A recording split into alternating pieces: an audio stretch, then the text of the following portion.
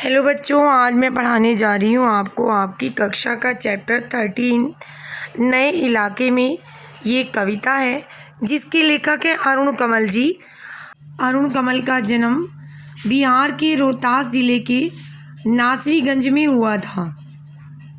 इन्होंने अनेक रचनाएं लिखी। इनकी जो रचनाएं थी, कुछ आप बीती थी तो कुछ जग बीती थी। इन्हें अपनी कविताओं के लिए साहित्य अकादमी पुरस्कार सहित अन्य पुरस्कारों से भी सम्मानित किया गया। इनकी ज़्यादातर रचनाएं बोलचाल की भाषा, खड़ी बोली की अनेक लय छंदों के समावेश से युक्त थी। कवि द्वारा रचित नए इलाके में कविता एक ऐसी दुनिया में प्रवेश का आमंत्रण है जो एक ही दिन में पुरानी पड़ जाती है। ये इस बात का बोध कराती है कि जीवन में कुछ भी स्थायी नहीं होता।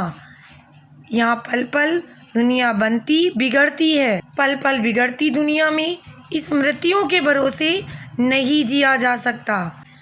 ये कविता यथार्थ बोध की कविता है, हमें सच्चाई से अवगत कराती है।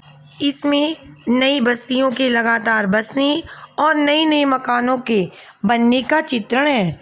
ऐसी बस्तियों में से गुजरते हुए मनुष्य अक्सर रास्ते भूल जाता है। नए नए निर्माणों के कारण या तो वह निर्धारित स्थान से आगे पहुंच जाता है या पहले ही मुड़ जाता है। यहाँ रोज इतना कुछ बनवा घट रहा है कि एक ही दिन में दुनिया पुरानी पड़ जाती है। अब तो दूसरों से पूछ पूछ कर पुराने घर में पहुंचना पड़ता है।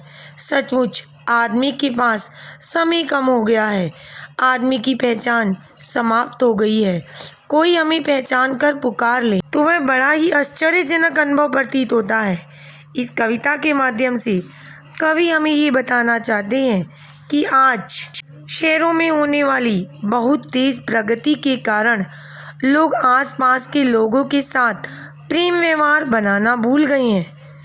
और साथ ही साथ ये कविता समय की कमी की ओर इशारा करती है कि इस अंधी प्रगति में उसकी अपनी पहचान खो गई है। वह स्वयं को भूल गया है और साथ ही साथ उसके मन में एक डर भी समा रहा है कि कहीं वे अकेला तो नहीं रह गया। ये कविता हमें अंधी दौड़ के कारण खोती आत्मीयता का चित्रण कराती है।